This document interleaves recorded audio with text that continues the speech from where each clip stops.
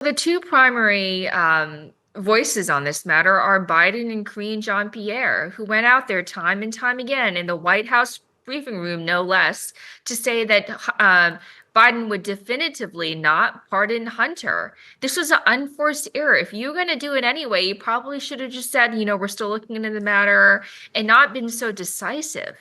Joe Biden has issued an official pardon for his son Hunter, who was set to face sentencing this month on gun and tax charges. Biden had said he would not pardon his son or commute the sentence, but U-turned yesterday saying raw politics had infected the legal process. In a moment, we'll speak to Lindy Li, a political strategist who was on the finance committee for the Democrats and on Kamala Harris's campaign. But first, let's speak to Alistair Dorber, Washington correspondent for The Times and The Sunday Times. Alistair, thank you for joining us. Are people waking up this morning to this news? Are they surprised about what Biden has done, or are they fairly immune to the idea that presidents do this kind of thing? I think presidents pardon people all the time. That's absolutely true. I think this is a move by Joe Biden that will shock people, will anger people, and I think will ultimately damage his legacy. The presidential pardon isn't there to, or shouldn't be there to allow people to avoid jail. I mean, Hunter Biden has been convicted by a jury in one of the charges he faced, one of the cases he faced.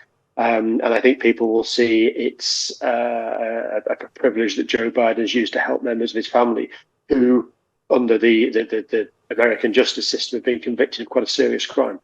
Could there be any ulterior motive here for Biden himself, Joe Biden himself? Because it is a very wide-ranging pardon. It goes all the way back to 2014 when Hunter Biden first went to work for that troublesome Ukrainian company. Do you think he has a view on protecting the family, perhaps, or himself, as well as his son? I think this is the Ukrainian company Burisma that Hunter Biden worked for. The Republicans have spent the last 4 years trying to find a link between Hunter Biden's business practices, money, they argue, but without any evidence, that ended up in Joe Biden's back pocket. I think that's a fairly dead end. I think what Joe Biden's doing is realizing that this is going to cause huge controversy, this decision that he came to or announced last night. I think he's just clearing the decks entirely. It means that no investigation can go back, can sustain against himself or against Hunter Biden as far back as 2014. I think it's a case of, well, if we're going to do this and take the fire and the heat for it, let's do it properly and make sure that everyone's perfectly well protected. But as I say, I think that people will get very upset as they wake up this morning and understand that that's what's happened. Is there any indication what changed his mind? Because he had been quite public about the fact that he wouldn't do this. Even in fact, right up until the middle of November, he was saying it. Any idea what changed his mind, or is it, as you suggest, just a political calculation? Well, not only has he been quite public in saying that he wouldn't do this, he's allowed members of his staff to say on the record and very directly that Joe Biden will not pardon his son. Karine Jean-Pierre, the White House press secretary, has stood many times at the podium of the White House facing the press and been asked this question. She's been absolutely explicit that won't happen. There was a family gathering in Nantucket over last week, over Thanksgiving. We don't know what happened at that family gathering. We don't know what pressure Joe Biden as a father came under from other members of his family. We know that Hunter Biden's lawyers have been petitioning the White House for a pardon.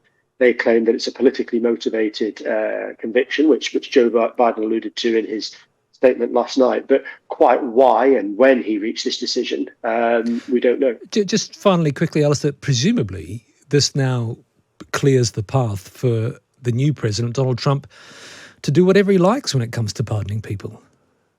Well, and he has already. He in his statement last night, he called it a miscarriage of justice, but he also referenced the January the 6th protesters, some of the people who sacked the Capitol on January the 6th, 2021, when Donald Trump was trying to get the vote to confirm Joe Biden as president overturned. I mean, if you go back a little bit further, though, Donald Trump issued a pardon on tax evasion convict to a guy called Charles Kushner. Now, Charles Kushner happens to be his son-in-law's father. last week, Donald Trump nominated Charles Kushner as his new ambassador to France. So it's not as if Donald Trump himself hasn't perhaps had questionable decisions over his power of pardon when he was president.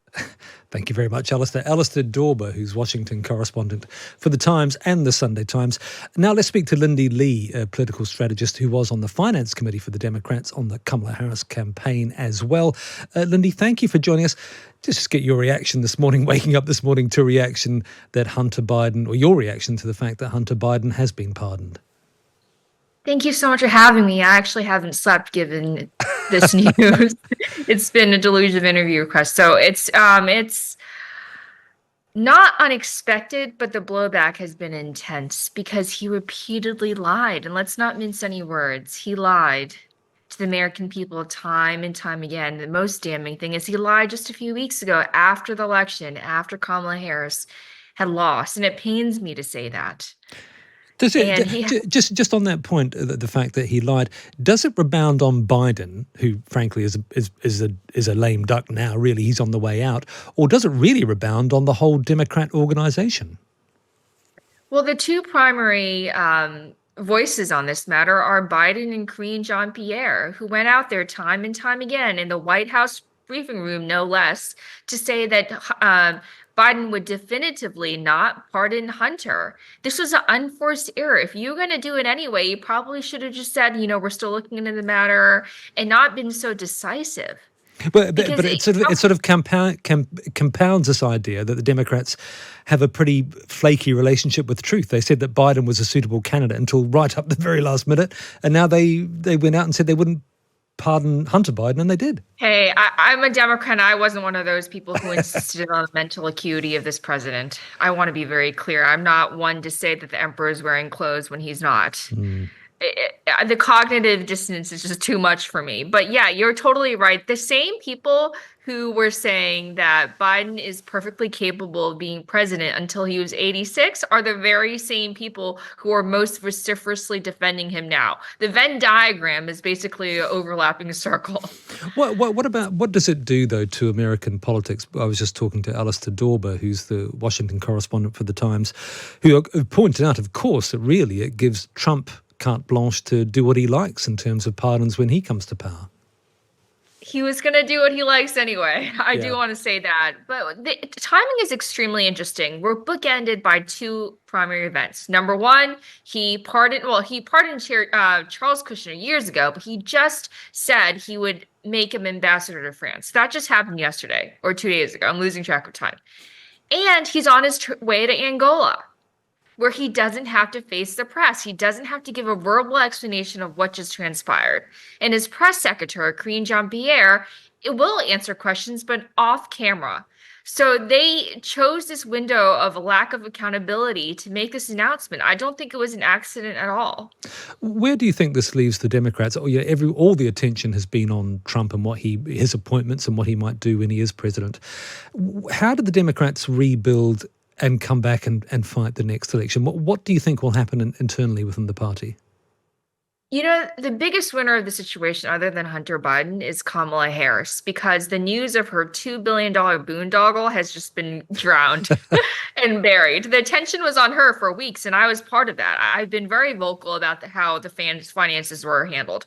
I raised a mountain of money for the campaign, and I realized days after the election that it was, by and large, wasted.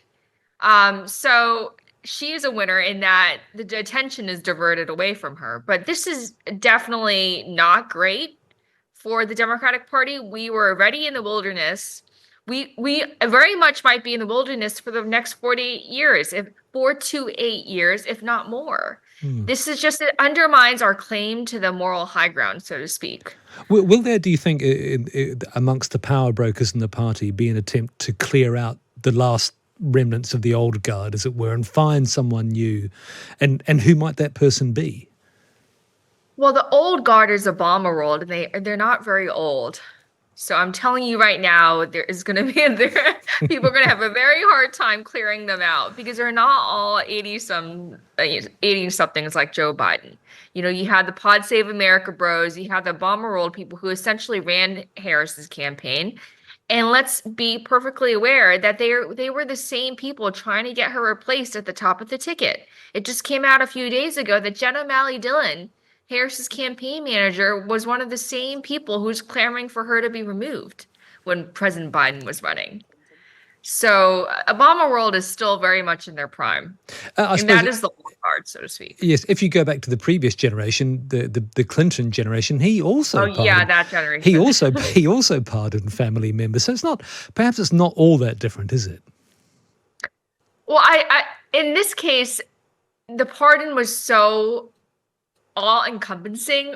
It's 11 years. 11 years. It covered the Burisma years. It covered Biden's own involvement. It covers the time when James Biden, his brother. And I think we should keep an eye on that to see if President Biden will pardon James as well. This whole thing is sprawling. And I was reading Gerald Ford's pardon of Nixon. This is even more all-encompassing than that. Worse than Nixon. That is not a moniker that you want. From what you're saying though, Lindy, it sounds like you think this may have life. It may not just be pardoned and that's the end of it, we move on, that something may come of this. I think it's December 2nd and he's not out until January 20th. I think there's more to come. My guess, if I were a betting woman and I'm not, is that more people might be pardoned. People who are involved in Hunter's business dealings might be pardoned. This isn't grammatically correct. I haven't slept. Please forgive me. But you know what I mean? Like individuals who are involved with Hunter might be pardoned as well. And one thing that we should bear in mind is that Hunter can speak. He's no longer, he can feel, because he no longer has a legal liability, he can tell. He can be called before Congress to disclose more about his dealings. Lindy, thank you very much. Lindy Li, the Democrat strategist, joining us after a sleepless night after the Hunter Biden pardon.